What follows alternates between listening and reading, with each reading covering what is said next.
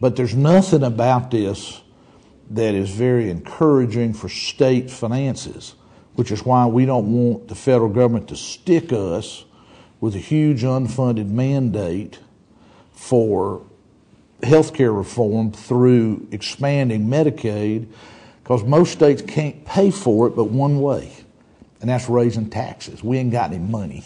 We don't get to print it like the federales do.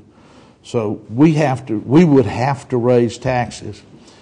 People say, well, you could cut spending. Look, I cut spending $172 million earlier this month from the budget that was passed in June. In 2 months, I had to cut $172 million. We're going to continue to have a harder time. It may be 2015 before revenue's back to where it was in 2008. Okay? And my state's pretty conservative, and we're in much better shape than a lot.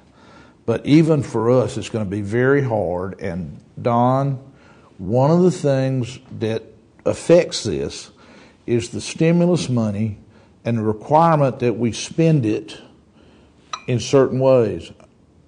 I'm going to put Mississippi's going to put $196 million of federal money into education this year and $196 million next year, and it's going to be gone.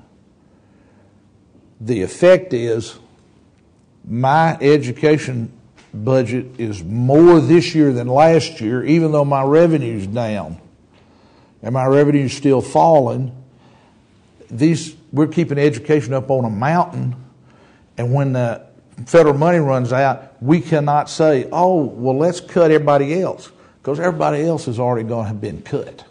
They have already been cut, and they're going to be cut more by the time this federal money runs out, and you're going to have this huge dichotomy of education funded at near record levels and everybody else way low, and no anticipation of revenue recovery anytime soon.